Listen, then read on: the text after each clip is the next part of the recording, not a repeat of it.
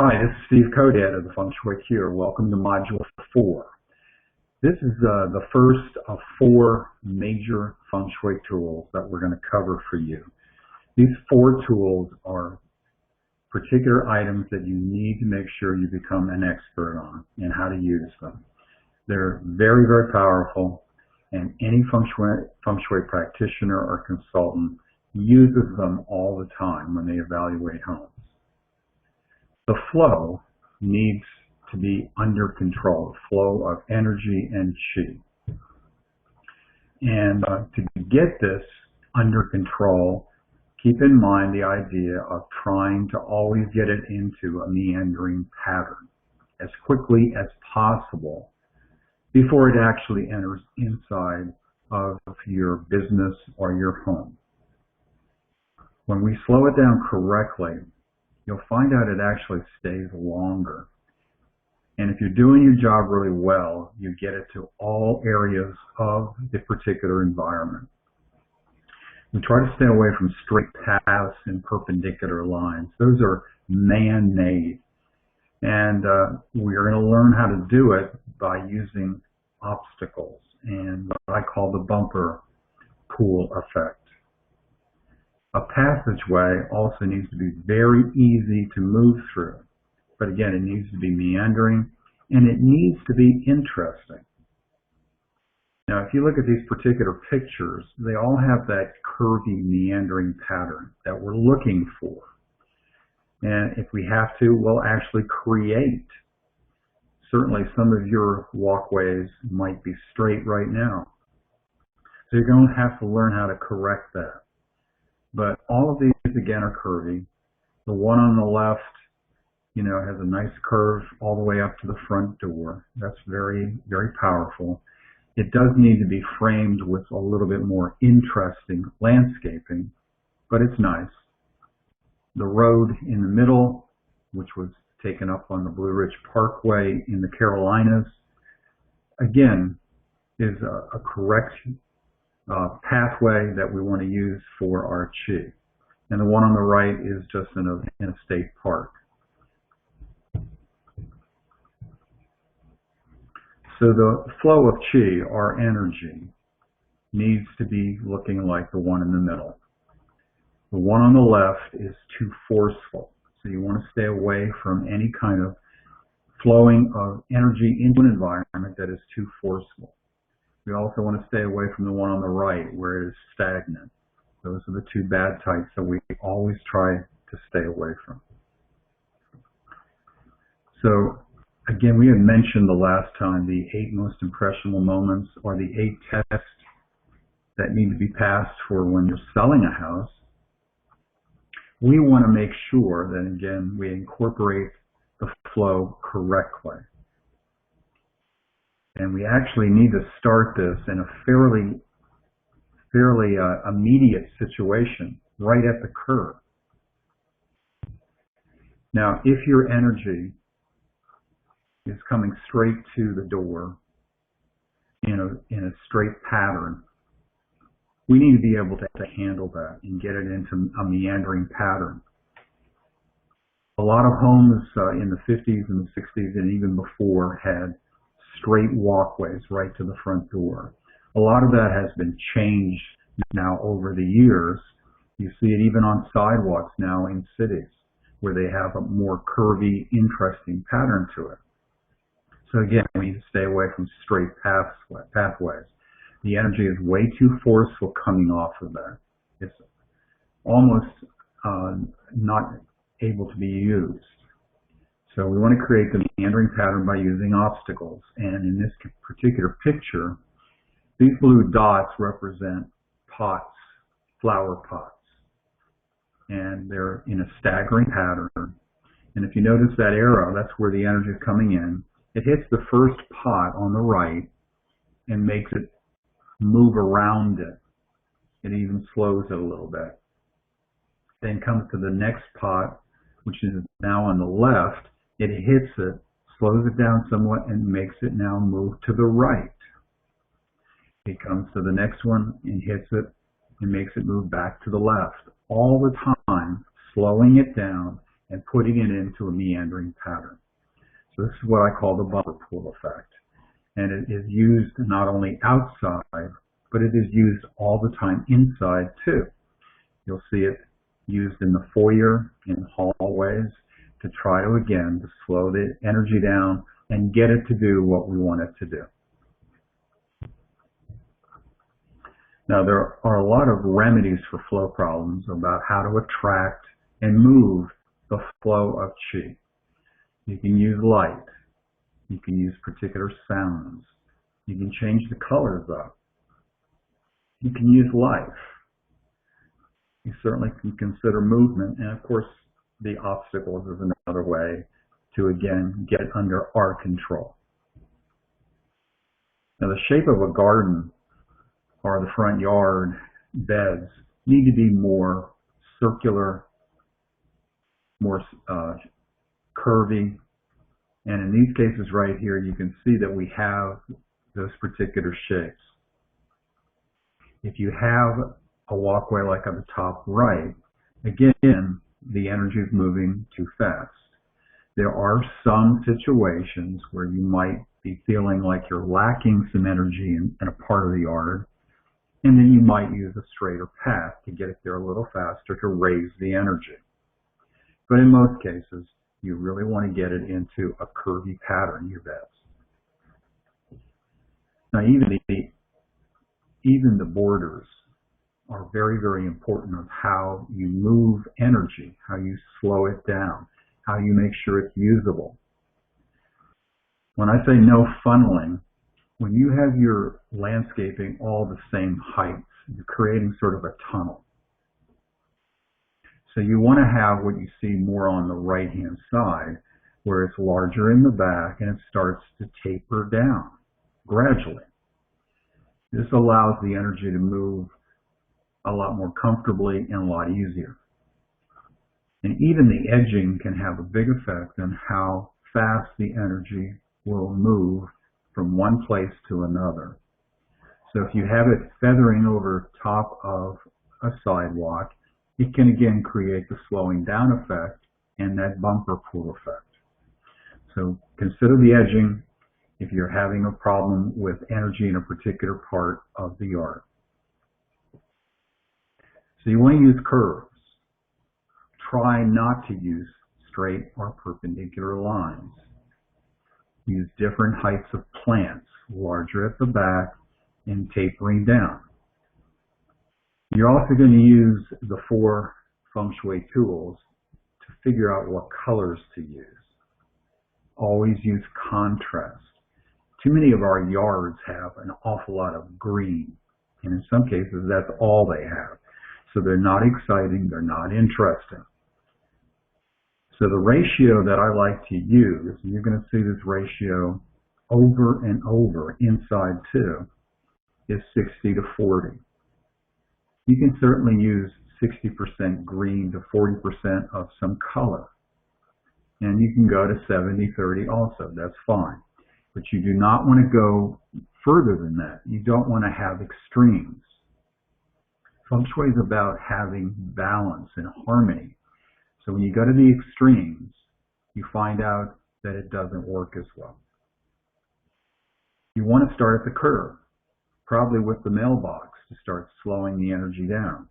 So what type of plantings you put there have an awful lot of effect right away.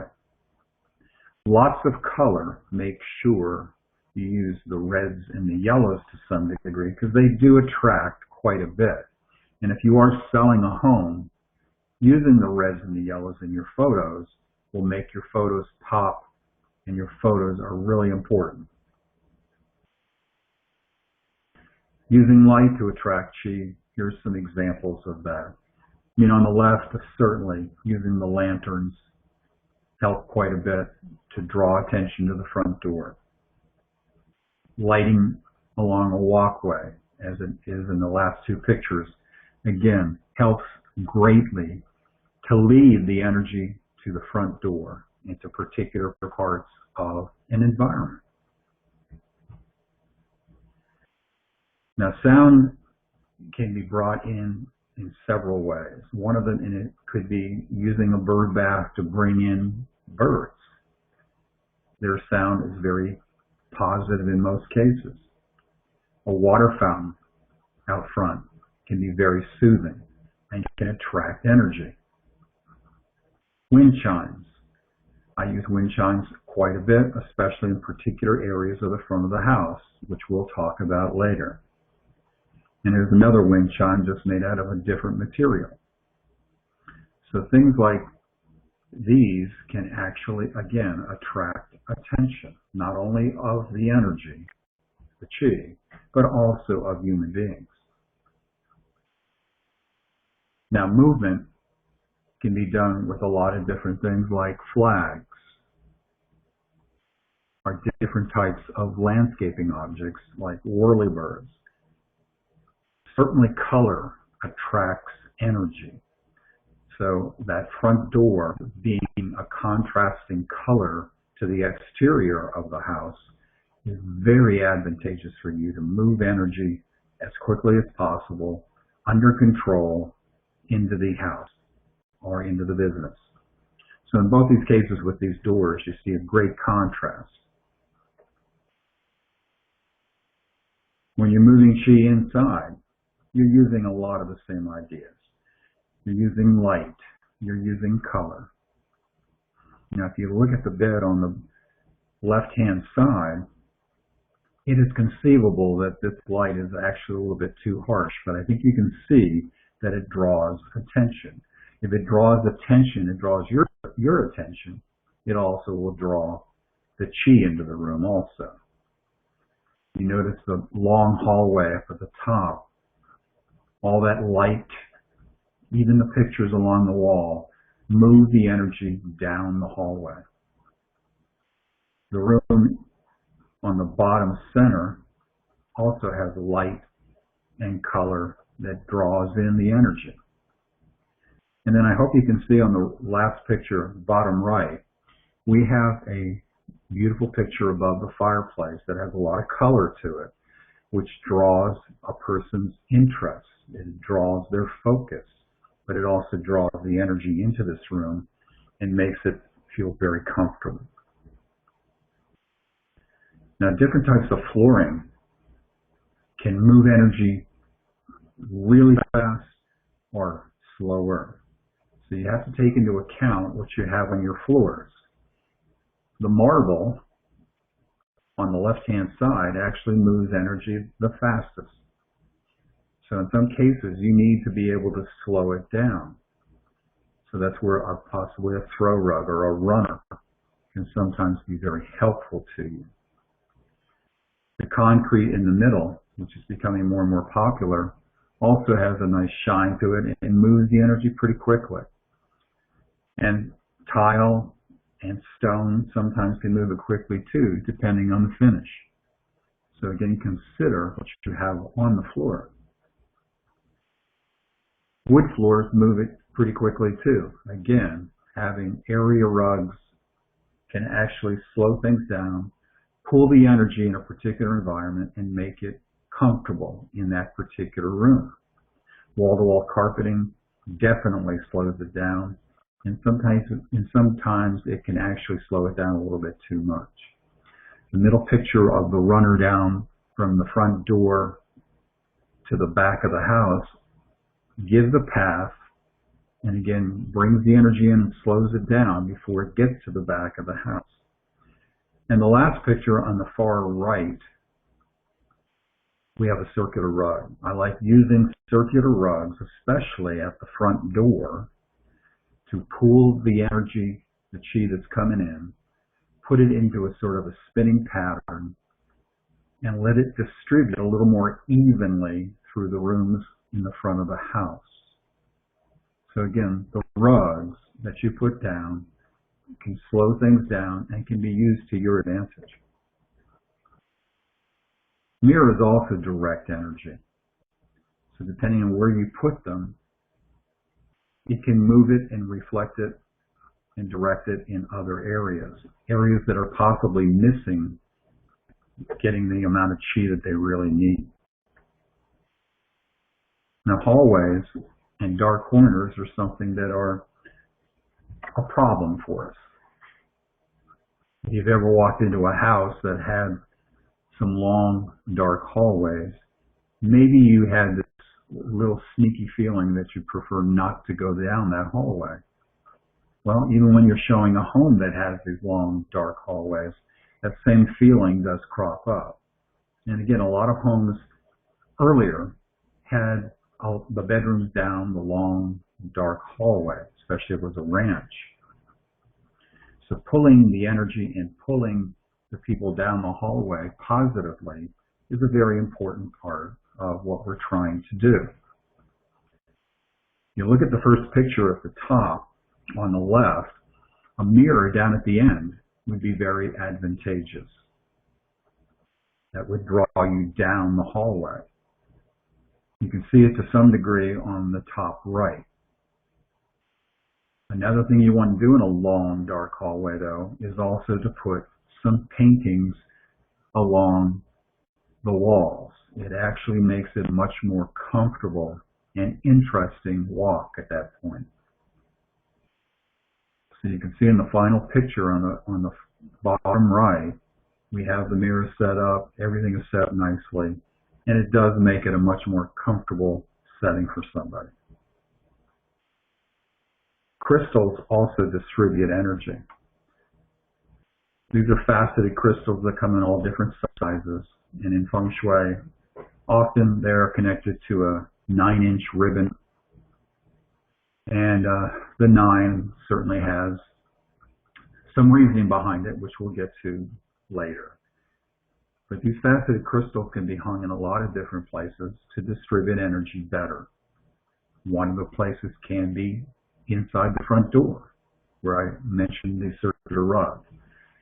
Again, if you put it in a chandelier at this point, it takes the energy and distributes it more evenly up front in the house.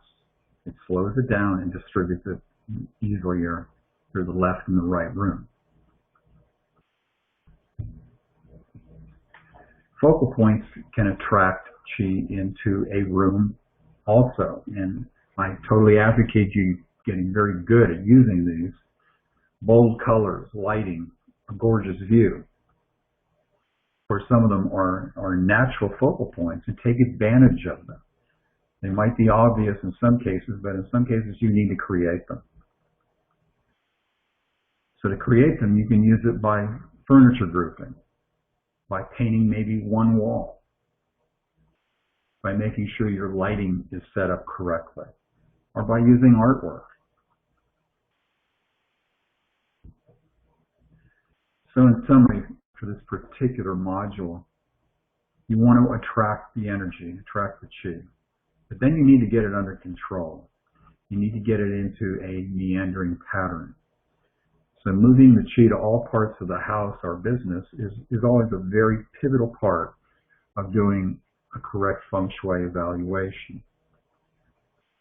So we'll need to get it to every part of that environment. It will feel so much better, and the inhabitants will feel great comfort and security when you take care of the job real well.